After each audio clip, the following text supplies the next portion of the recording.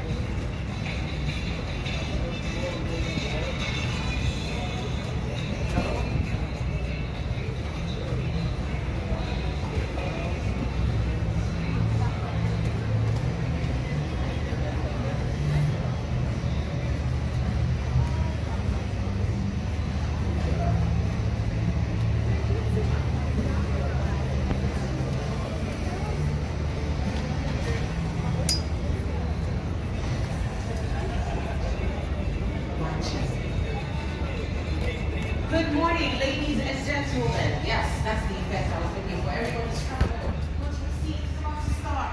Hi, everyone. Good morning. My name is Maya Wadi. I'm the MC here at the Spotlight stage, and you are welcome to the pitch. Supernova. Anybody excited? I know it's a crazy morning, but can we drum up some excitement, some applause, some woo-woo? Come on, someone's going to win money, so let's be excited. Okay, that's the energy. So as you can tell, it's already crazy. So if you're pitching, good luck to you, all right? The temperature is rising. But you've got this, all right? So what is the Supernova Challenge? What are we here for, right? So this challenge, as you can imagine, is the biggest competition in the Middle East, Africa, and South Asia, and your opportunity to become the next unicorn. Any applause for that? Woo!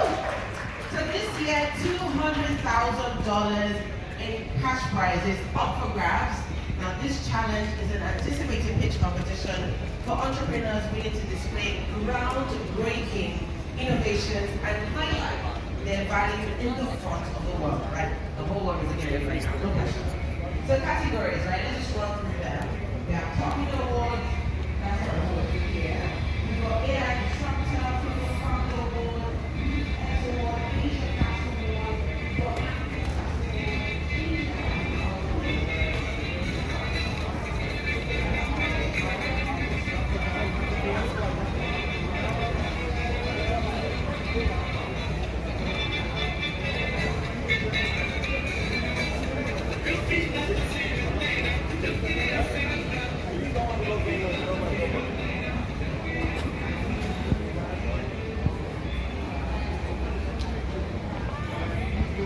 Muhammad.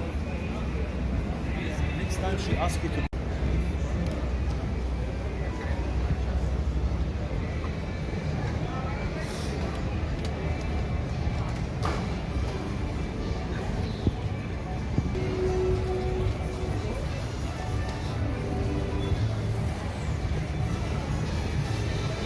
काफ़ी walk through हो गया. Now let's go towards the X and D. Good morning! Welcome to Marketing Mania 2023! I honestly am as excited as I look to be here. I have been doing this for the last 3 years. This is my fourth, and it just gets bigger and better and more exciting every year. As you've noticed, we've moved to Dubai Harbour. That's how big we are now. We can't all fit in the World Trade Centre anymore. This year is the 43rd Gitex. We have people from all over the world. Last year we had nearly 70,000 people fly in for Gitex. So who knows what the number will be this year. But what we know here at Marketing Mania is that we have speakers from literally every corner of the planet, all battling their jet lag to be here and to talk to you today. So we've got 2 days of agenda. We have so much content that we don't even have a lunch break because there's that much we want to share. This year, the conference is all about AI. So how do we imagine, how do we live, how do we create a future for AI? But we're also going to be looking at all areas of the marketing spectrum. Customer experience, data, the decline of the cookie, creativity, strategy, all kinds of content. And really we do have speakers from all different specialisms, client side, agency side, startup, tech side, on the stage with me. We have a selection of keynotes and we have a whole host of panel discussions. So do check out the agenda online. Or generate this kind of image is a big mistake, because what's going on now is the whole world is being astroturfed with a bunch of garbage. And it's still working right now, but I want to show you something that's going to work in the world of SEO, that even if you apply this 5 years from now, the techniques I'm going to show you will still work. The tools that we're using right now are not going to be the same tools we use a year from now, but I want to show you a way to think about how to use ChatGPT and other kinds of tools to be able to push your startup further. Does that make sense? Is everyone with me on that so far? All right, raise your hand if you're using ChatGPT. Okay, so now everyone's an expert in ChatGPT, right? All I hear is ChatGPT this, ChatGPT that, and the first thing I would ask you to do is, actually first, who has a startup? Who's trying to grow their startup? That's why you're here in this room. So go to ChatGPT and ask who you are. So I just ask, who is Dennis Yu? This is something that sounds obvious, but people don't know this. If you want the AI to be able to create content for you, it has to know who you are. And a lot of people are going to use prompts, and they think, oh, there's these secret prompts. There's like magic, abracadabra words that you can say to get the genie to do these things for you. That's bullshit. So here, it knows who I am, and it says, you know, here he's spent billions of dollars of other people's money for Nike or Red Bull or these other kinds of guys. So you see all this kind of stuff. And I could do the same thing, and I could go to Bard, and I could ask the same thing on who is Dennis Yu. And do this for yourself. Do you guys ever Google yourself or Google your company? If you're a founder, you're the figurehead, right? So if I ask the same question here, and I like to be polite, so I like to say please, even though I know it's a robot, I feel like it gives you a better answer. And you'll see it'll come back with this whole answer if I'm connected, right? Just like what Mimi said, this is my background, but I could ask it further. I could have a conversation with it, and I could say, if Dennis Yu is in Dubai at Gitex, what should he talk about? And this is not how I came up with this presentation, right? But then it'll say, well, it should do this, do that. You can say, well, what do you think about point number 3? And what if it's this kind of company in this situation? What should we do, right? The future of social media marketing, advertising, blah, blah, blah. And then I could ask it further, and I could say, why, please explain your logic behind why you said this or why you said that, right?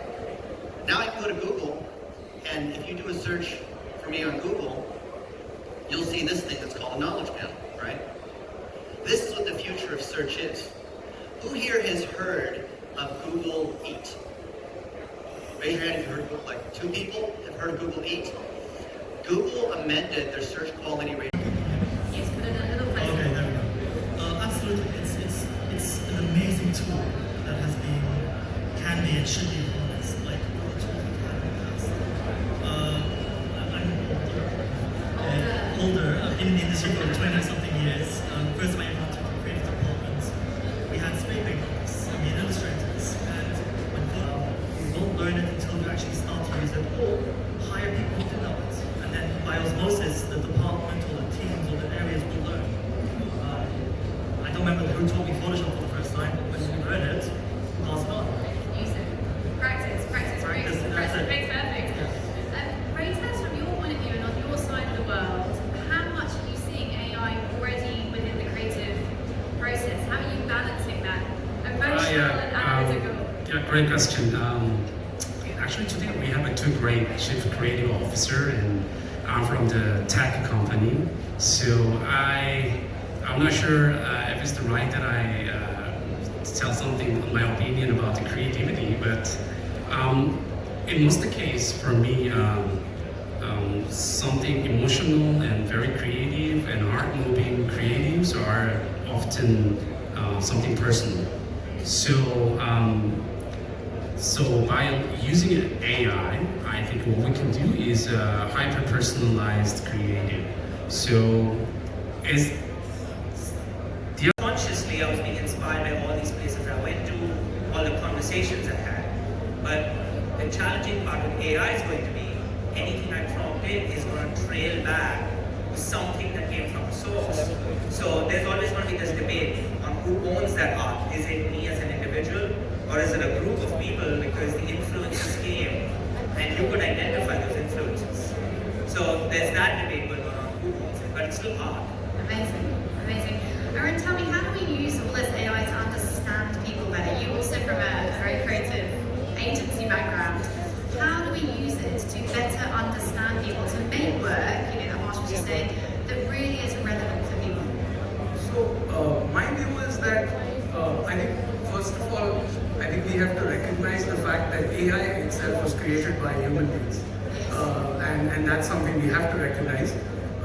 I think taking a lead from Dennis's presentation, I think what's important is more than creativity, the biggest currency in the world today, according to me, is authenticity. And how do you get something authentic out of what AI generates? It starts sounding like a machine when it's not authentic. Like what Dennis took us through, it was very authentic. It starts feeling human. And I think authenticity is what we're all in search of. When it becomes inauthentic, it starts feeling like a machine, and that's what we got to avoid, is my view. Ray, from a strategic point of view, we have access to so much. We just saw earlier Dennis. Who is Dennis? And it paints us a picture of who people are. How are we using that AI for insight, to get insight about customers, consumers? How do we use it? Yeah, I've been watching a lot of digital transformation process. It's also part of the marketing process innovation.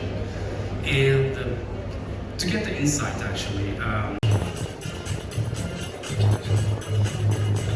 Welcome back.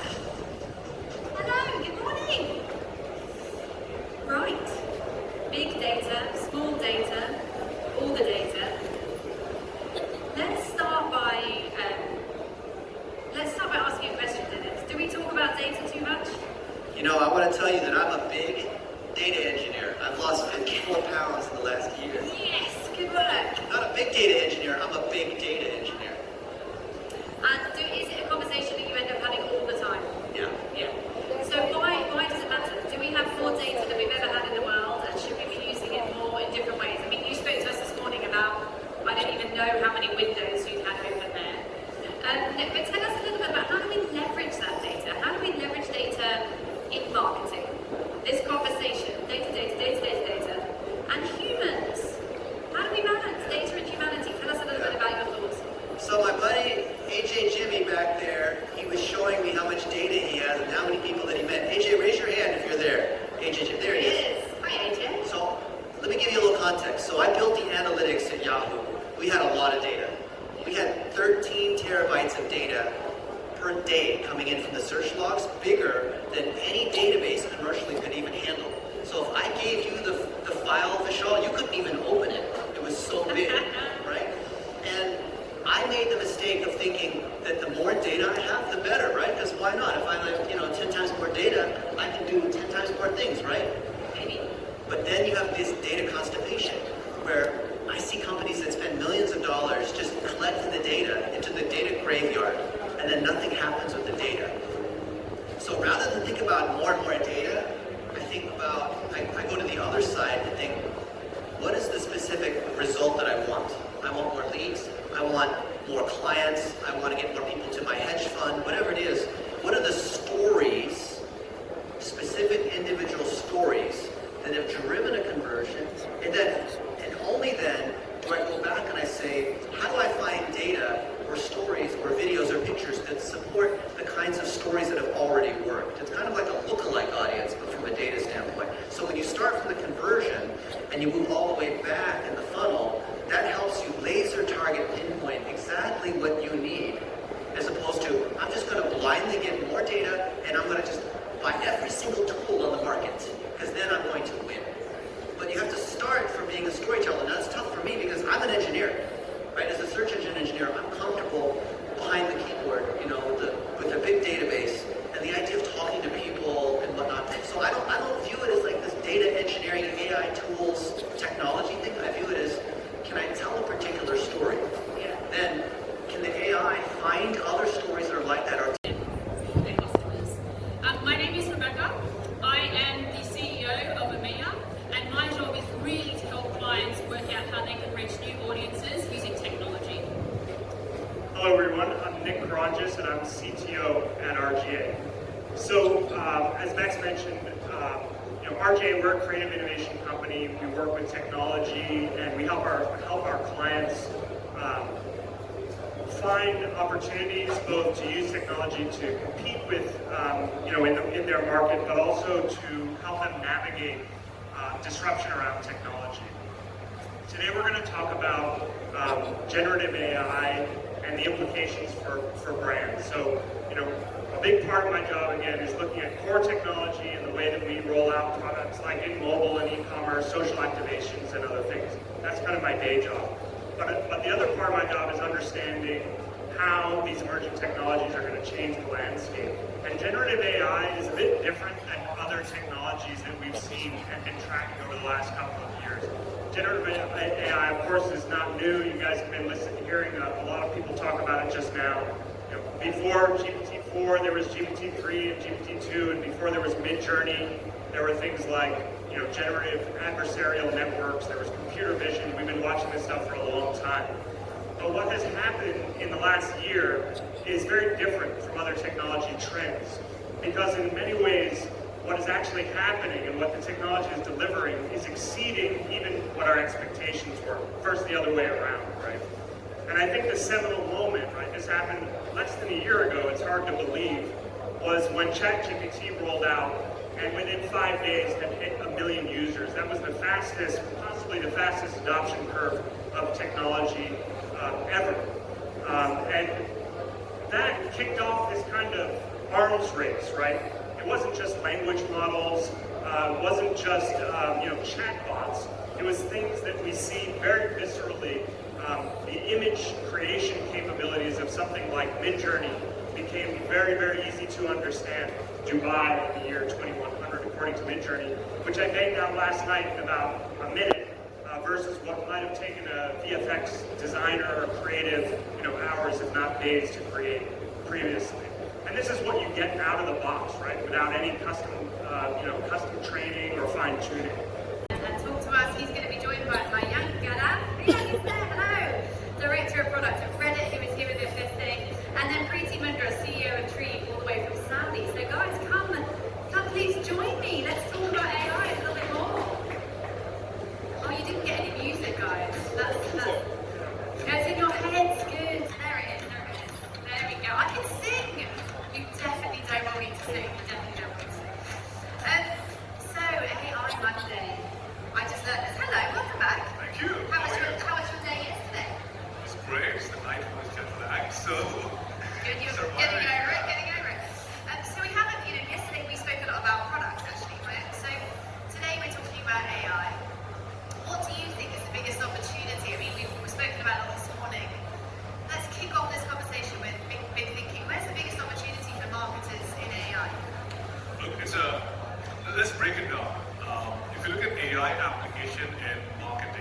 three key areas or stakeholders.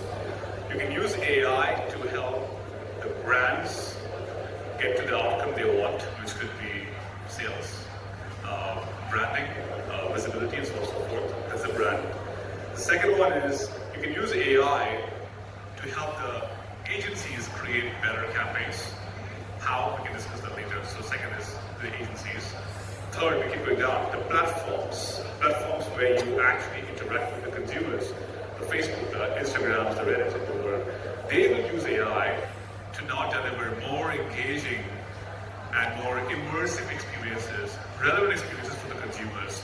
So when we look at AI for marketing, I think we have to look at all three stakeholders and see what puts them all together to create the value, and then go deeper in each of them.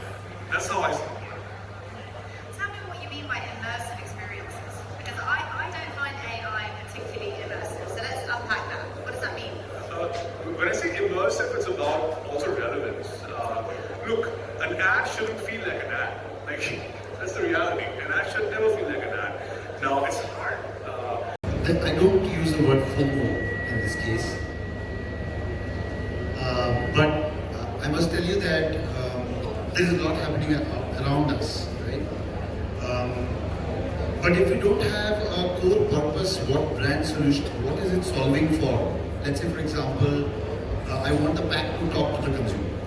Whether it's the how you can connect it back to the farm, or whether the pack is telling a story to the consumer, or are you using technology to swap the face in an advertisement where Shah Rukh Khan, the Hollywood actor, is there and the co-actor's face is swapped and you create an engagement out of that, or use technology to harness your first-party data or to improve productivity, whether the Gen AI tools that you use, unless and until there's a purpose, what it's solving for, just to jump on the bandwagon.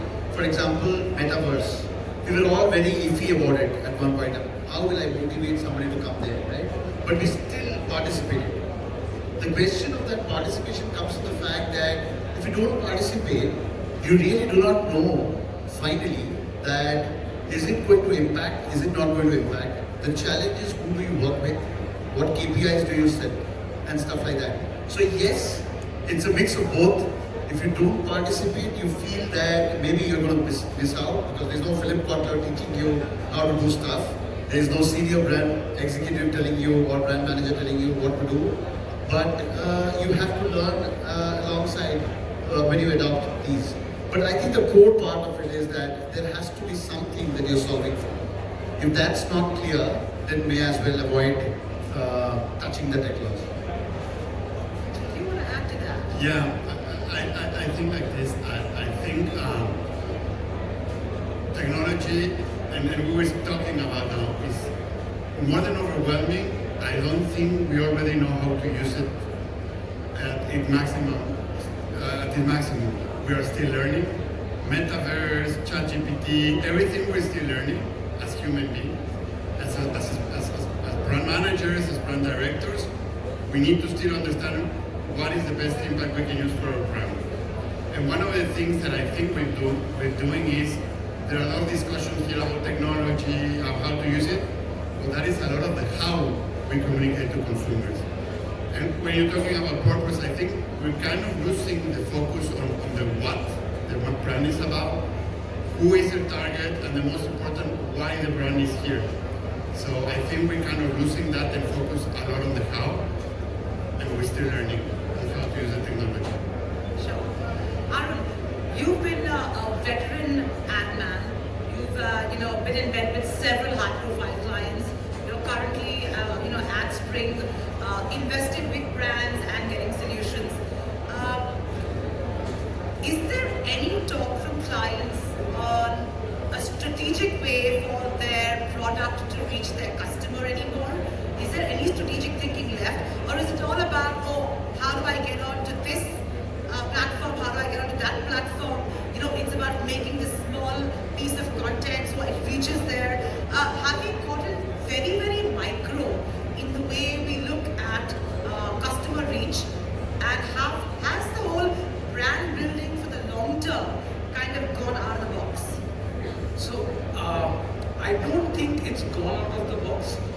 But the truth of the matter is that, and the way I see it is, there is a huge confusion that is prevailing. 15 minutes, we'll be back with the next keynote. Tom, welcome to the stage. Hello. How's everyone feeling? So the first thing I need to ask you is, are you feeling calm right now? Because if you just shut your eyes for 1 second, can you hear that? That noise level is literally impacting your nervous system as we speak. My name's Tom Middleton. I'm co-founder of Studio. We're a wellness innovation consultancy based in London with a lab in Lisbon.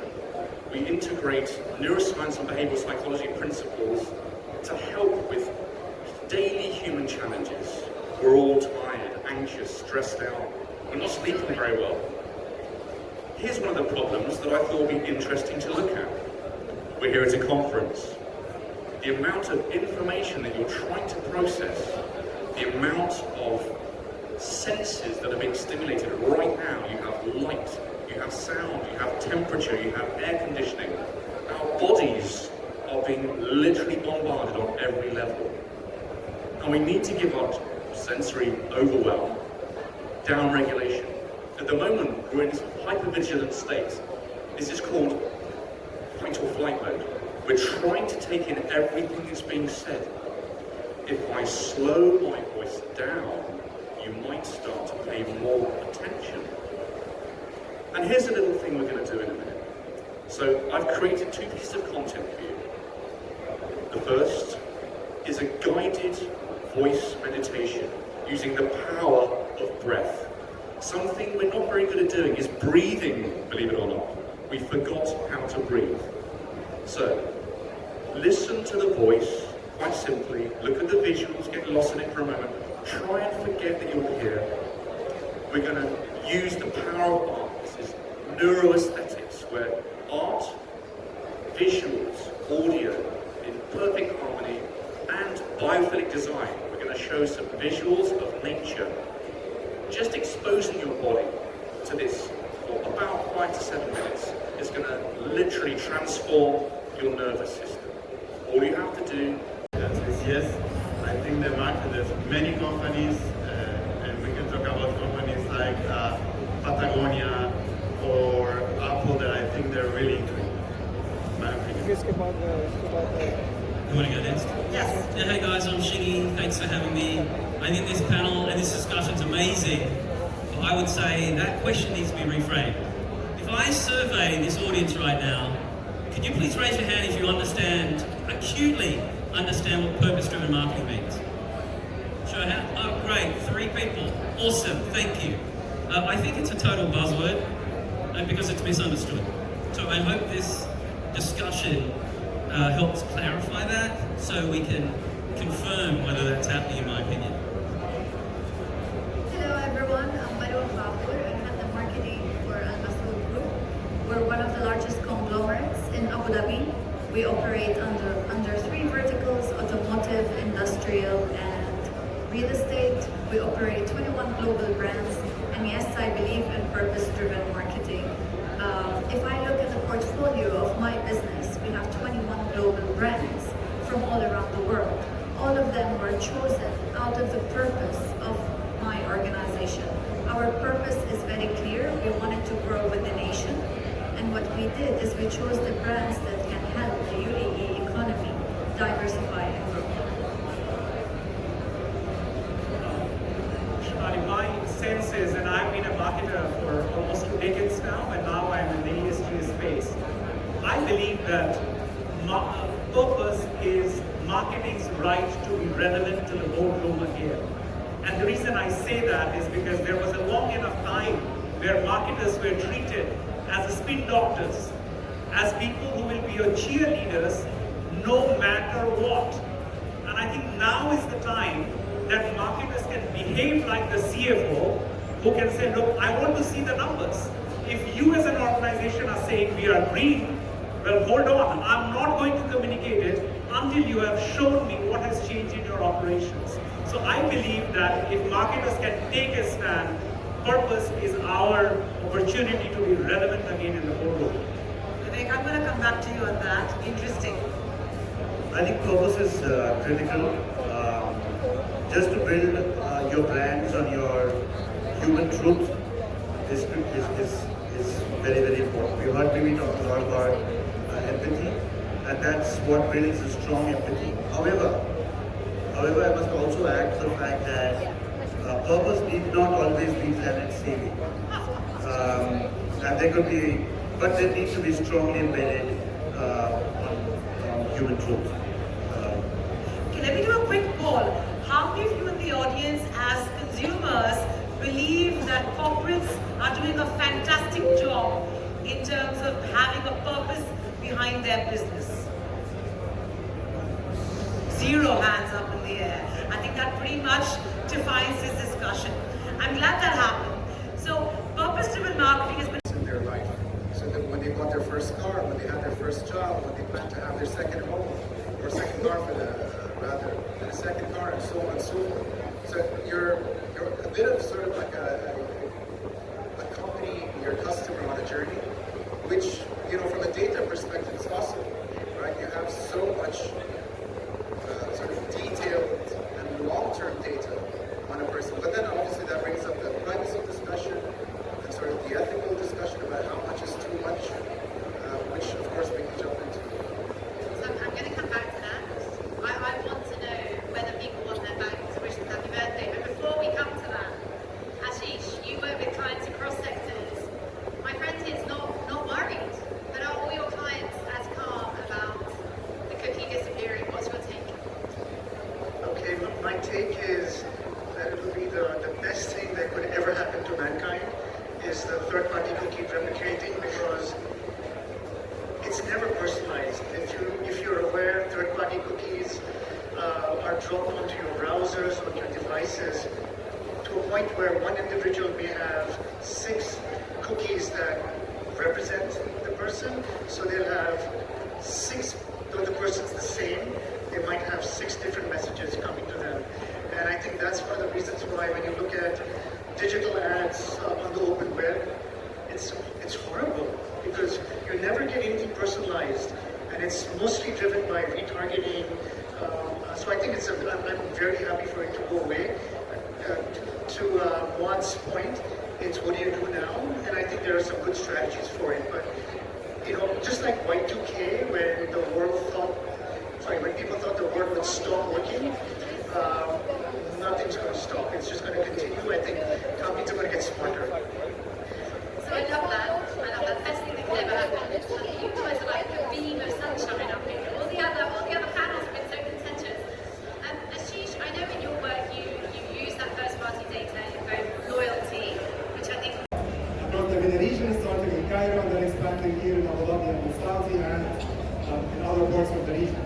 And these last 2 particular years, I think were very interesting with the challenges that I think everyone knows in the venture capital community and the startup community at large in terms of the funding availability and the decline in funding in general. And despite all of that, we kept going and investing in startups in the UAE. They were very excited. Many of the founders we work with, they were very excited about the Middle East in particular and joining us here in Abu Dhabi and the UAE. And that, I guess, is for a lot of factors. First of all, of course, is our partner and limited partner ADQ and Disrupt AD, who I'd like to thank very much for their continued support to Plastics Labs and our mission to accelerate innovation here in the UAE and in Abu Dhabi. And also for the amazing infrastructure that this country has to offer as a market, as also a platform for a lot of our founders to move here with their families and feel safe that they can build their own future and grow within this country, which is quite brilliant for many of them actually to be here. And also for the amazing community that we have with Plastics Labs. So Plastics Labs doesn't work as a model on its own. We need to work with our investors as venture capitalists, angel investors, mentors, around our accelerator program, the Plastics Labs Ignite, but also in its core is its founders who you'll see presenting here this evening. And also I would like to thank our team led by Ryan and Laura and Tawfiq and Sam and Muhammad and the rest of the team. for being the embodiment of like our ethos, which is being the institutional co-founder to a lot of our startups, and they are truly the institutional co-founder that a lot of the startups aspire to have. So thank you so much, guys. And without any further ado, back to Ryan to start the show. Thank you.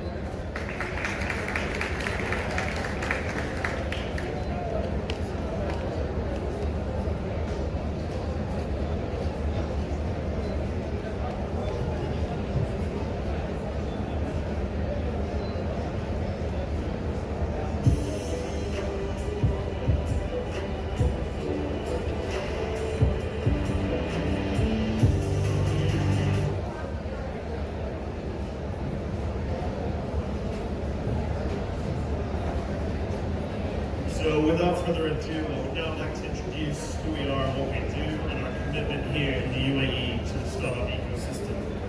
Flat6 Labs is the leading seed stage accelerator and program in the MENA region. Established in 2011 in Egypt, Cairo, we've gone on to scale across the GCC in North Africa to establish in 7 different locations, have 8 different seed funds, invest in over 400 portfolio companies, with a combined AUM of $125 million.